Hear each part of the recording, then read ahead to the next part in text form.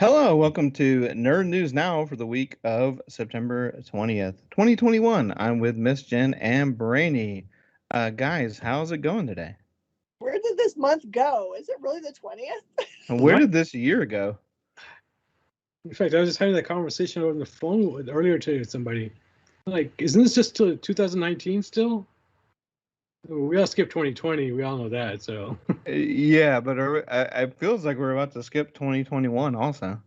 yeah, I think 2023 is going to be a good year. we're skipping 2022. Probably. I mean, like if you think about just our inability to get over stuff, yeah, I think so. Oh, that's hilarious. I mean, I think if we don't end up skipping it, then it's a nice little surprise. But you don't want to pin your hopes on the next year at this point because you had plenty of people in 2019 going 2020 is going to be my year. Whoops. And then you had plenty of people going 2021 is going to be my year. Nope. So I'm not going to be 2022 is going to be my year. I think the problem is that someone forgot to put on their lucky socks. Did someone wash their lucky underwear or something? What happened? Something's wrong. See, I have a feeling my wife did toss my clothes in the wash. That's probably what it is. Are we talking about that's what caused 2020? Yeah, I think so. Oh no. It has to be. Nothing else makes sense. Yeah. Something that the TVA is investigating for sure. It's got to be something threw off this timeline. For sure. Or Kyle said something nice about key collectors. And then he's not on the episode, so what does that mean? But no, all the best to Kyle if he's listening, and we'll see him again soon. So, Miss Jen, what have you been up to? Let's see. Today was a fun set of interviews and shows, and it was okay. So this is no lie. Today at the shop felt like a Saturday.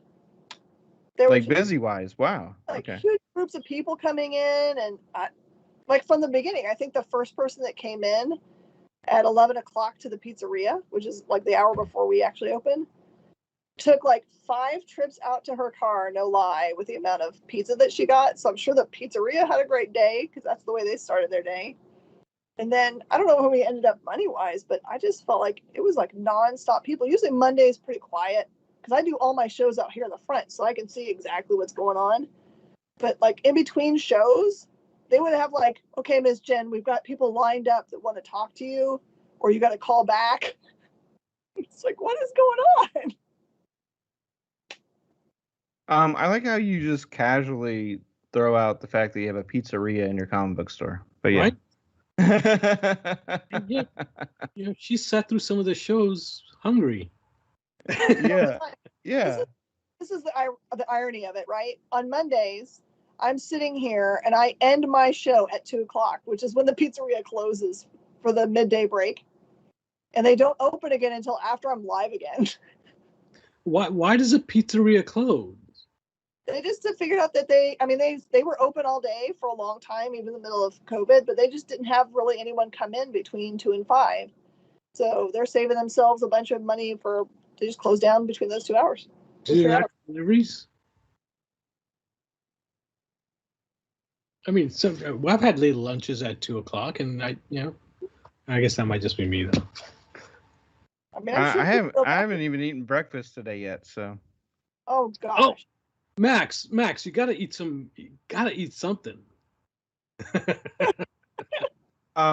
Well, overnight shift life for right now. It just makes everything topsy turvy. So you just eat when you're hungry and then just keep going, I guess. But pizzeria. Brainy doesn't have a pizzeria in the comic book store. Where do you actually sleep? Do you sleep in the like at the end of your shift? Beginning? No, typically like I'll just sleep when I come home and maybe from like 8 or 9 to 4 if I'm lucky.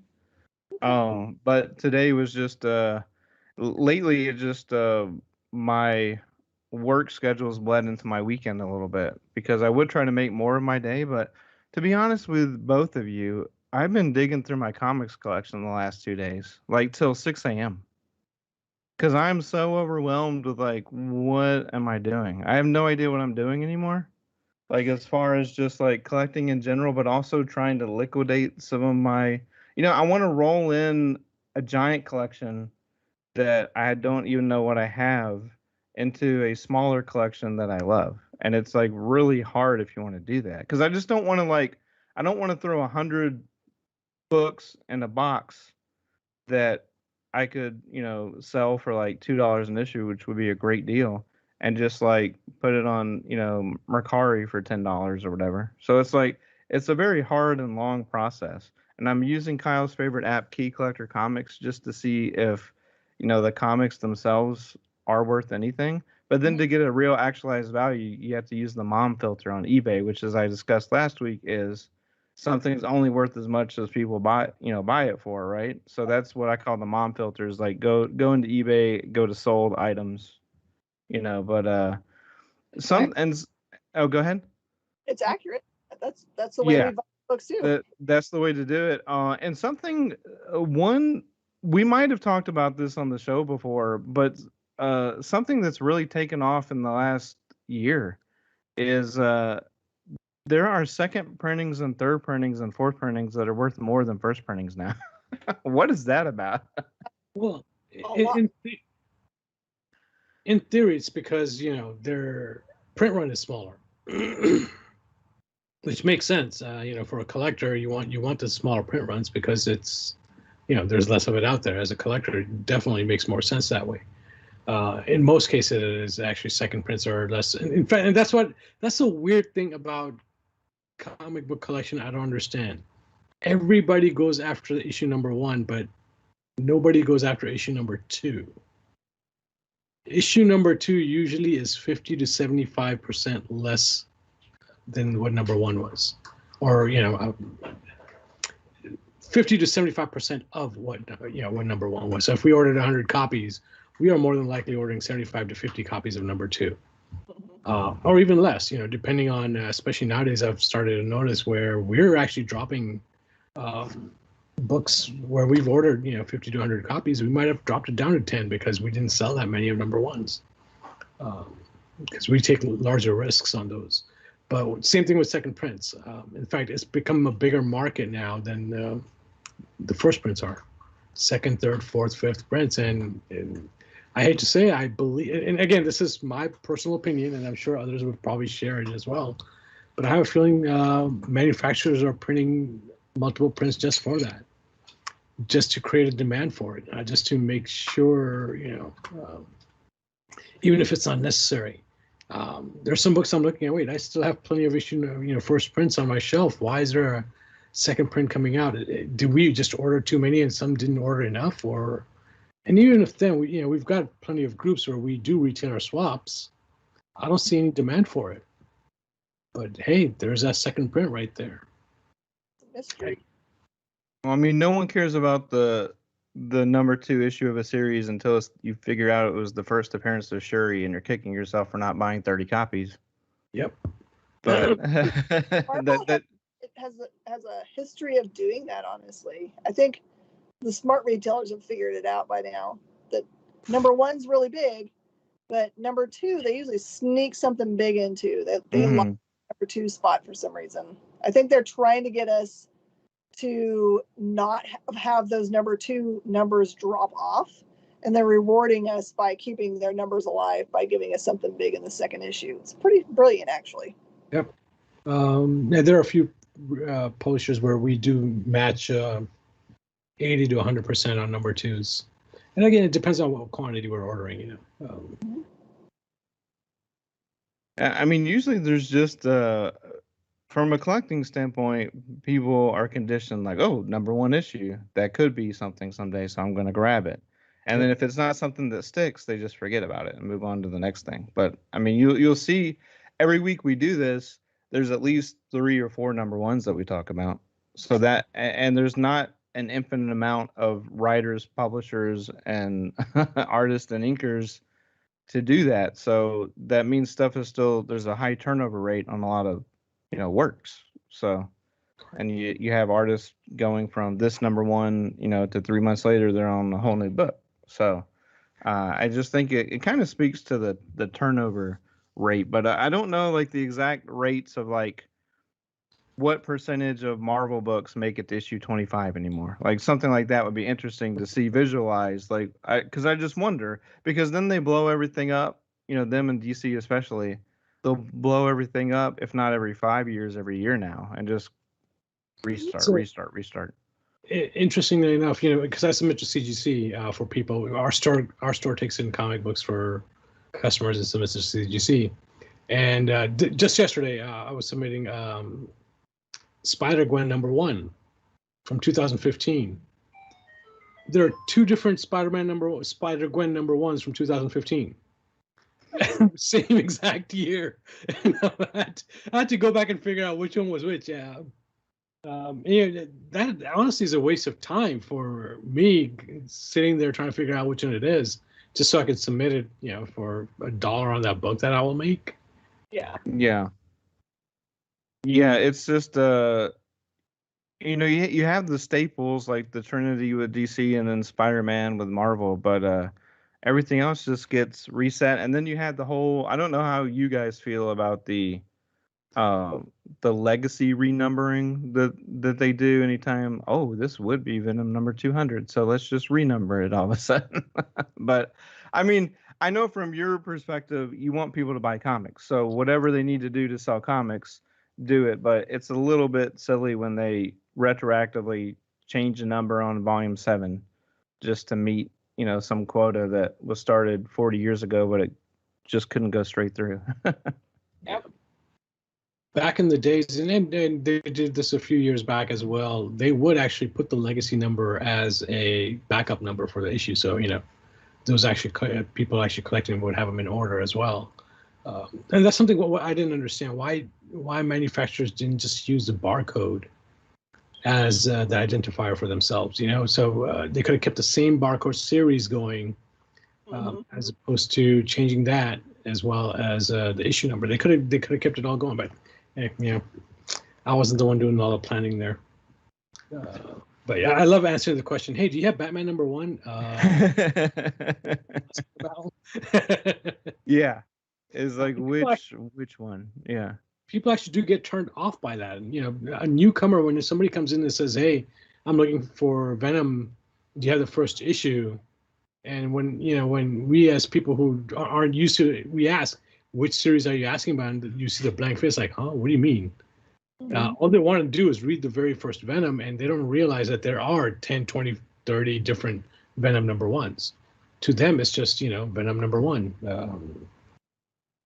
And they'll just feel embarrassed and walk away. We've seen that happen so many times. Right, do they really get embarrassed though, or do they just get overwhelmed? Yeah. Well, because they feel like it's not, it's like a skinny, puny guy walking into a gym and sees everybody buff standing there and looking at him. He turns on and walks back out. It's like, I don't belong here. And sometimes people do feel that in a comic book store. They feel like they don't belong there. And I know why we do our best to try and make everybody feel welcome, but there are always going to be times where they just feel out of place and they walk away. It's happened. Yeah. And it's also one of those things where if you don't catch it at the beginning of a wave, it being the beginning of a volume, right? It's hard to go back and pick up because I think the last count, correct me if I'm wrong, are there 13 different volumes of Punisher now? Like I think it's up there. 11 was pretty short lived, and I'm sure they've done 12 and 13 by now. But it's like, where do you start? Because that like as we've said, all these collectors apps, they have a lot of gaps. I guess you could probably go to Goodreads and like review, the ratings of trades or on Amazon and review like the people who actually read it. But it's like, where do you even start when it's something like that? It's interesting. There was kind of a move away from the marking of a volume on trade paperbacks by both Marvel and DC, and they stopped doing that for a while. And I don't know if they're still following it, but they just have on the spine this story arc. Mm. And so it was meant to be a less intimidating way to start reading something if you didn't feel like, okay, that's volume 5. But the way volumes work usually is it's an entire storyline all put together anyway, so they don't need the other stuff to know what's going on. So I fought against it a little bit because I was like, man, it messes up the whole like clean line with the numbers across here. But then I was like, you know what? This does actually make it easier when, mom comes in and says, my kid likes, hero X. Where do I start? Like, here's a great storyline. Yeah, here's a trade paperback called The Start of Hero X. Here you go. Yeah. Yeah. Oh, go ahead, Brainy. I was going to say, that's a very good point.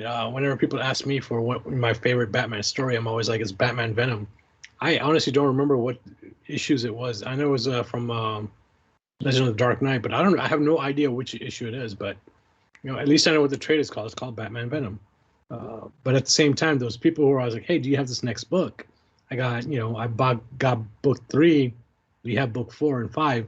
That does turn people, It's like, I don't know what they're called anymore. I don't know what number it is. But Ms. Jen's absolutely right. There are times when it's just better to just have the book up there and say, yeah, that's a good story. Read it. The number does kind of throw people off sometimes. And also, there's 2 different types of volumes, right? Like you have Amazing Spider-Man that started back in the 60s with issue 1, and Venom appeared in 300 and everything in between. But that's volume 1, and then I think now currently it's on volume 5. So you could actually have I need volume 5 of volume 1, and then volume 2 of volume 5. It's like it's 2 different types of volumes we're dealing with here. So whether it's like incarnations or whatever, but I know that for a while they've just been making omnibuses of runs. Like here's the Claremont X-Men run, and not even trying to distinguish like X-Men, New X-Men, Excalibur, Uncanny. Claremont wrote this. It's good. Here's a giant book of it. Here you go. But an omnibus to hold his stuff. Yeah.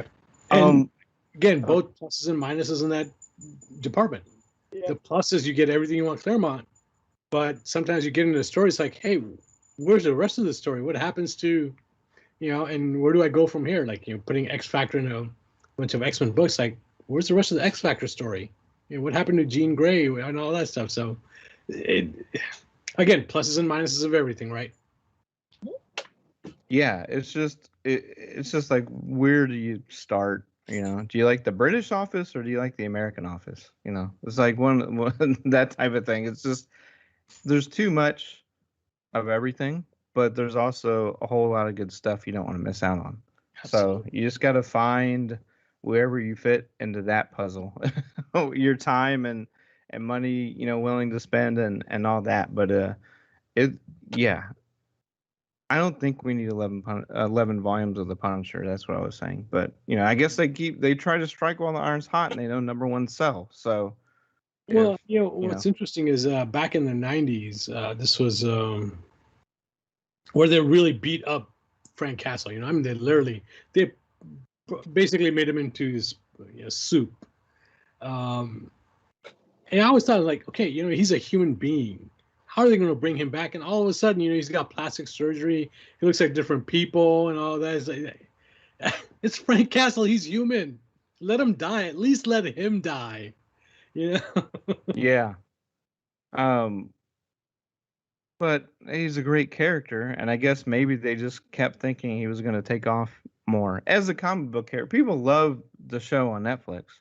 And people even like the 2 movies that weren't that great with Thomas Jane and Ray Stevenson. But I think people like the idea of the character.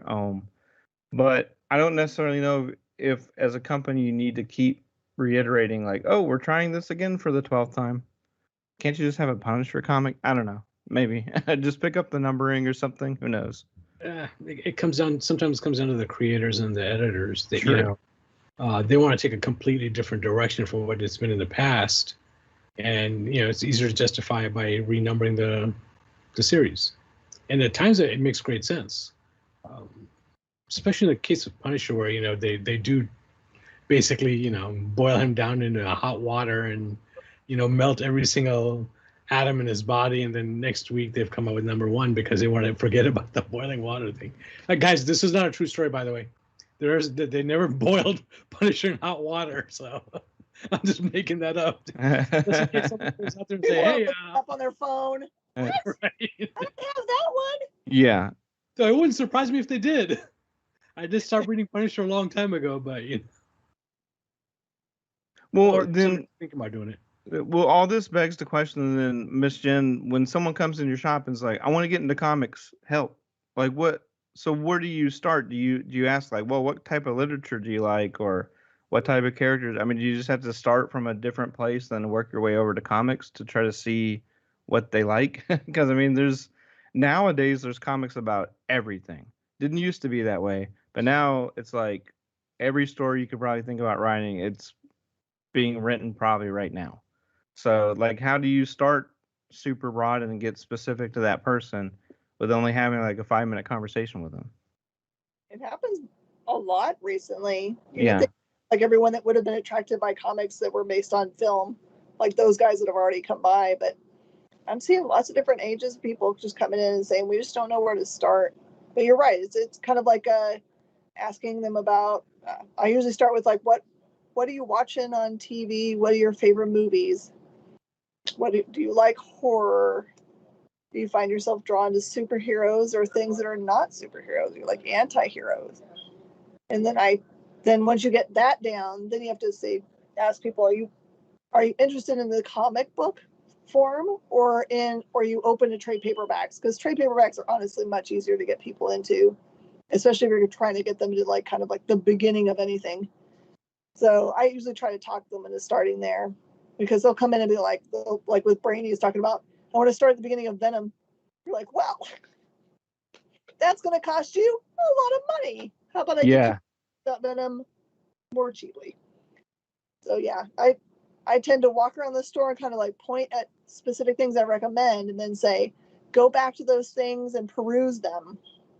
Read the backs of them, thumb through them, open them up, look at the art, see if any of them are your jam. And if none of that is what you like, then come back and I'll take you on another round.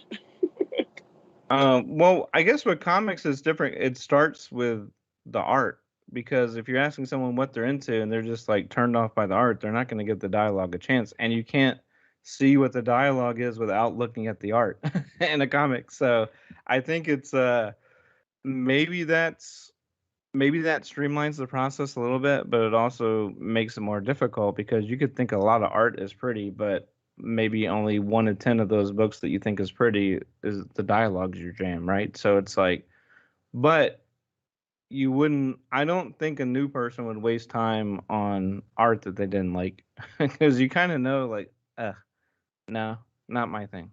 And I've been able to appreciate all types of art, and I have given, people like Underwater Welder's not a pretty book, but it's a beautiful book.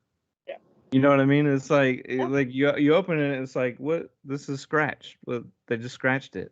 They scratched drawing, but then you read it and you're like, okay, now I get it. So, interestingly enough, I actually know somebody who didn't like the artwork on Watchmen. Really? Yeah, they didn't read it because they didn't like the artwork on Watchmen. Watchmen doesn't have appealing art, not like it's not Todd McFarlane or Jim Lee art that just grabs you right there.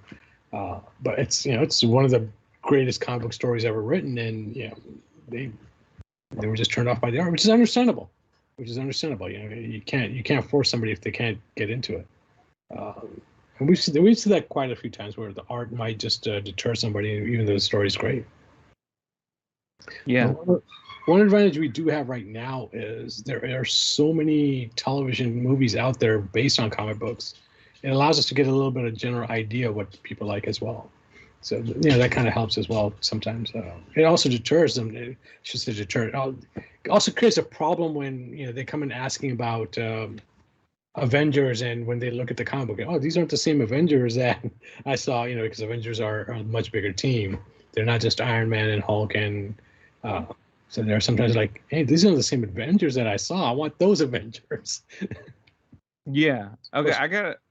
I got a challenge. I'll do a test challenge. Who wants to take it? Miss Jen or Brainy? Who wants it? I can sell ice to Eskimos. Let's do Okay, it. so so I come in the store, know nothing about comics. And I'm like, I've seen Ted Lasso season 1 19 times, Nice. and that's all you have to go based on. I like Ted Lasso. What book? Okay, so you like happy books and you like sports. Yeah.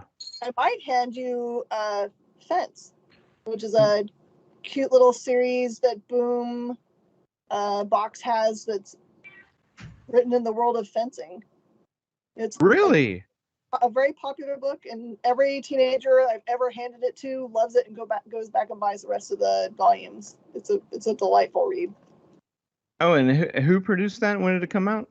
It's Boombox, so it's Oh, a okay. boom written for a little bit younger crowd. So Like 4 years, 5 years ago. for older teens.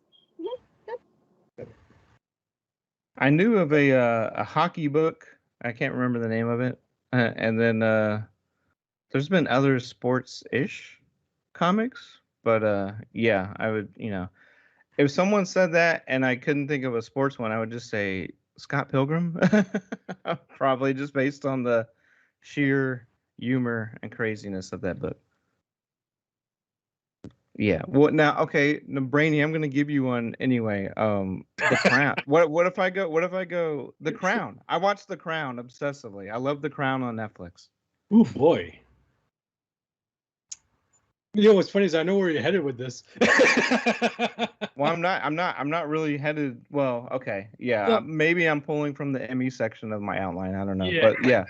So, but no, if I mean, there's got to be some sort of like they probably made a Downton Abbey comic, right? Who knows? Historic based books, but my first question would be, do you want fiction or nonfiction?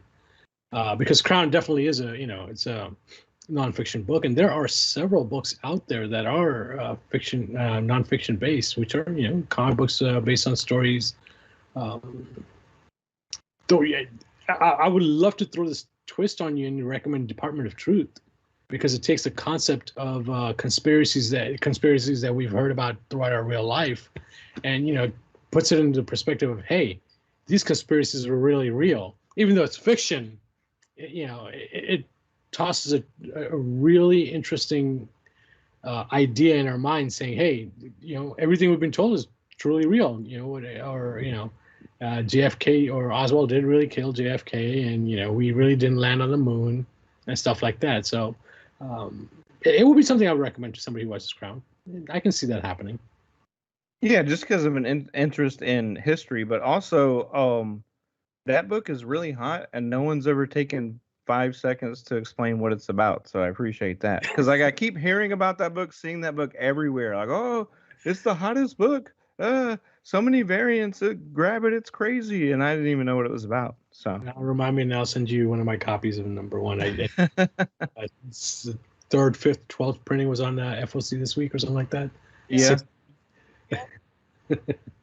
Yeah, and I believe it has already been optioned, and no, it is a hot book. No one's ever taken a lot of I have no idea what Stray Dogs is about.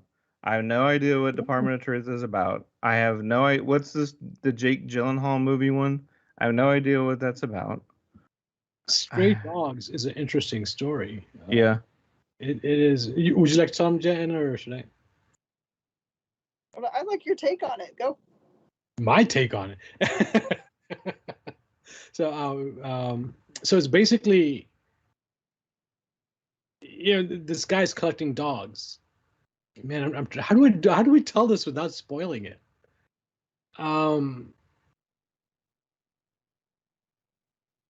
Is it more Ted Lasso or more Silence of the Lambs? It's very more much solid.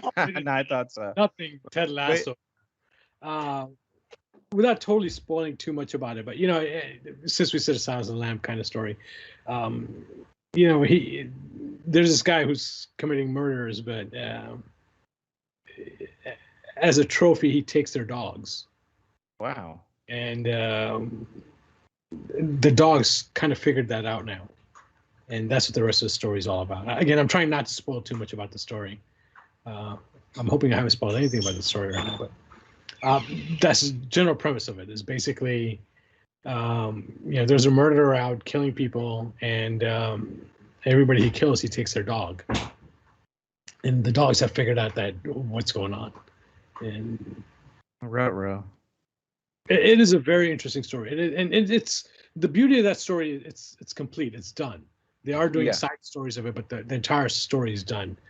So you can read it all in one volume. And I think trade just came out last week, if I remember correctly. It was last week or the week before. Yeah, like 19 million of them that are all sold out. Like as far as all the different covers, I figured there was a horror element to it because every variant is of a horror movie poster. Yep. Like, and even wild movies like Takashi Miike's Audition and stuff like that. So I'm like, oh, this is not for children. This book is not for children. But they're probably going to make some adorable animated series about it. But maybe not adorable, but dark. I could see it as a dark animated series. Just from the cover, just from the artwork. And that's the beauty of it as well, as the artwork is nice. Yeah. And you're right. It does, if you take all the words, no, there's graphic stuff in there. Never mind. Yeah. You can't. Well, speaking of Ted Lasso and The Crown, who watched the Emmys? Did anyone? Did not watch them. Did look at the results. Was happy for most of it. Was a little disappointed with one or two, but that's just me. Well, what were you most disappointed about, or who do you think got snubbed? I think Queen's Gambit should have won more than just one award. Even though I expected to win that one award, it should have won one. I was happy to see Ted Lasso win as many as it did. I was just like, even my cousin and I, we were always talking. I said, Queen's Gambit and Ted Lasso are the two best shows that came out last year. Yeah, I think so. But like you said, Queen's Gambit won Best Limited Series. Best Comedy was Ted Lasso, and Brainy figured me out. Best Drama was The Crown. So there you go. And then Outstanding Variety Special Pre-Recorded Hamilton. That, of course, has taken the nation by storm. And then SNL won a bunch of comedy awards like normal, and Kate Winslet won for Mayor of Easttown, which is a really crazy show. That's another show you can't really describe without giving away what it is. But if you like dark dramas or dramedies or whatever, Mayor of Easttown's pretty good too. Yeah, I watched this because I saw it. I just saw it on the Emmy list. I'm like, oh, it's interesting. I got to check that out. So I got to check that one out. I'm really glad that Jean Smart won for Hacks because she's just awesome in everything. That's the other show. I'm like, what the heck is Hacks? I haven't even heard of Hacks. Oh, I can give you a non-spoiler summary for that one is Jean Smart is an aging comedian in Vegas who basically so think of like the type of acts that have Vegas residency, right? Like their career has seen better days, right? But there's still a name. And then she's basically, the story kind of pairs her up with a 20-something millennial who is an aspiring comedy writer but got fired for a bad tweet they made. And so basically salty comedian and salty millennial. And then here's what happens. They have a really great dynamic though, and great supporting cast, and it's a really good dissection. I said I was going to give you a simple synopsis, but I think it's a really good study of comedy and how it's changed over the last 60 years and the perception of it and what you can and can't say and what is and isn't funny and all the gatekeeping that goes on in comedy and in the world of comedy, specifically stand-up comedy. It's a good show. It's just a really good show. But yeah, basically everyone, if you were on an episode of The Crown, you pretty much won an Emmy. Like Gillian Anderson and Toby Menzies obviously won. That's the one category I wish Michael K. Williams had won for supporting actor for Lovecraft Country, but it's hard to like separate the performance from the tragedy in that sense, because I just think Michael K. Williams was one of my favorite TV actors of all time, especially as Omar in The Wire. So, but and that was, of course, lost him way too soon. But so Miss Jen, did you watch the Emmys or have any kind of a vested interest in any of the categories? No, I got distracted by. Okay, so you guys have got to help me figure this out. Yeah. I usually understand like what's the top 10 on Netflix, like the things that show up there. Most of them make sense to me. But recently, what's popped up on mine was this Korean really weird show called Squid Game. And Number 2 right now. look away. It's all the characters are deplorable. I can't stop watching this stupid thing. Well, I mean, TV audiences have made shows based on characters being deplorable. I mean, you don't have to go too far. Game of Thrones, most characters were deplorable. Tony Soprano was deplorable. Walter White from Breaking Bad is deplorable. So, I have not heard of this show. I'm looking it up now. Yeah, I saw the trailer. It's it's creepy. So trippy. Oh. It essentially is this weird organization that has that basically finds people that are down on their luck and owe a bunch of money and like hands them a card, and they basically just pick them up in a van, gas them, and then they show up. They like, here, sign this piece of paper and you can win a lot of money. And then they find themselves in this game where they don't know it when they start playing the first round, that being eliminated means quite literally being eliminated. The downfall of this is, and again, I'm just going